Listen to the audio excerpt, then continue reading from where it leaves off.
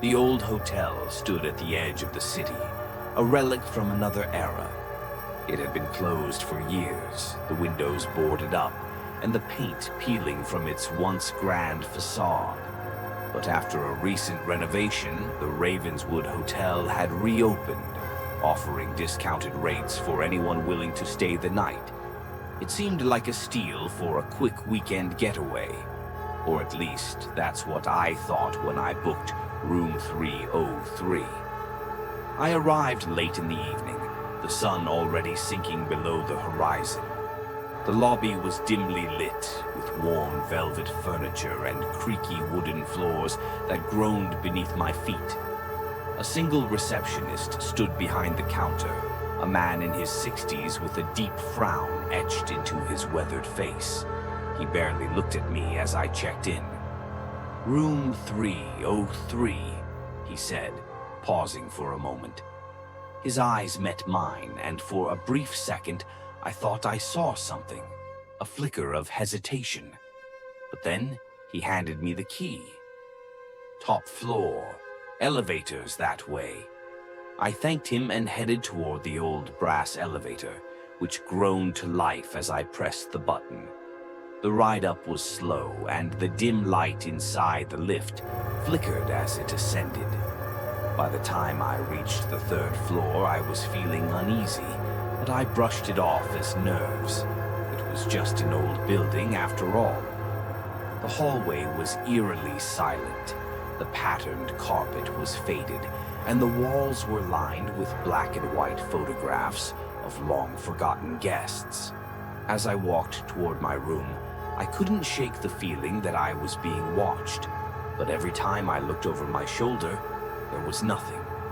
Finally, I reached room 303. The key slid into the lock with a satisfying click, and the door swung open on its own, revealing a small, simple room. A queen-sized bed, a wooden dresser, and a small TV mounted on the wall. Everything seemed ordinary, except for the heavy, oppressive air that seemed to cling to the space. I tossed my bag on the bed and sat down, trying to shake the unease that had settled over me. But something felt off.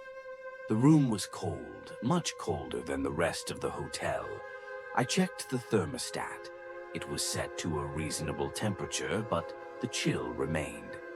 Shivering, I reached for the blankets and pulled them over me, hoping I could sleep it off.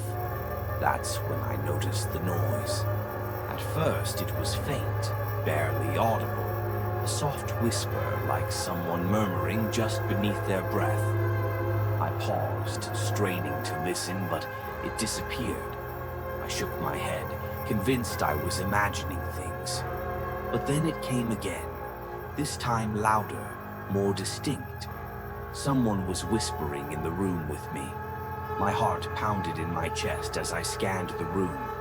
The door was still locked and the windows were shut tight, yet the whispering persisted. It seemed to be coming from all around me, the voices indistinct and overlapping. I couldn't make out what they were saying, but I could feel the weight of their words. I stood up, every nerve in my body screaming at me to leave. I reached for the door, but just as my hand touched the doorknob, the whispering stopped. Silence. For a moment I thought it was over, but then the door slammed shut with a force that rattled the walls. I stumbled back, heart racing, my mind struggling to make sense of what had just happened.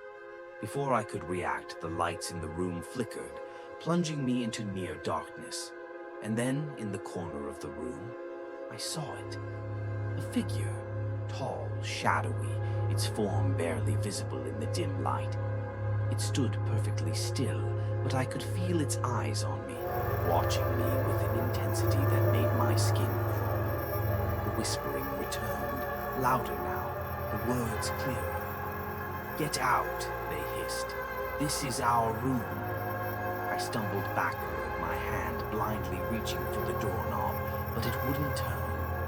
The whispers grew louder, angrier, filling my head until I thought I would scream. The figure in the corner began to its limbs jerking unnaturally as it stepped closer. Desperate, I grabbed the lamp from the bedside table and hurled it at the shadow, but it passed straight through, crashing against the wall with a deafening shatter. The figure was almost on me now, its face, or what should have been a face, distorting into something grotesque, like a warped mask of twisted skin. "Leave!" it screamed, the voice reverberating in my skull.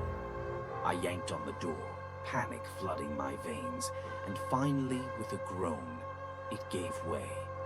I burst out into the hallway, slamming the door behind me. My breath came in ragged gasps as I leaned against the wall, trying to calm my racing heart. The whispers were gone, replaced by an eerie silence that pressed down on me like a weight. I didn't stay to find out more. I ran down the stairs, ignoring the elevator, and bolted through the lobby, my footsteps echoing in the empty space. The receptionist didn't even look up as I passed by, his eyes fixed on something unseen, his expression blank. Outside, the cold night air hit me like a slap, but I didn't stop running until I was far from the hotel. I collapsed on a park bench, gasping for breath, my mind reeling from what had just happened. Later, I found out that room 303 had a history. Decades ago, a couple had been found dead there under mysterious circumstances. No signs of struggle, no cause of death. Since then, guests who stayed in that room either left in the middle of the night, too terrified to speak, or they simply vanished, never to be seen again. I never went back to the Ravenswood Hotel, but sometimes, late at night, when the wind is just right, I can still hear the whispering, and I know they're waiting for someone else to claim their room.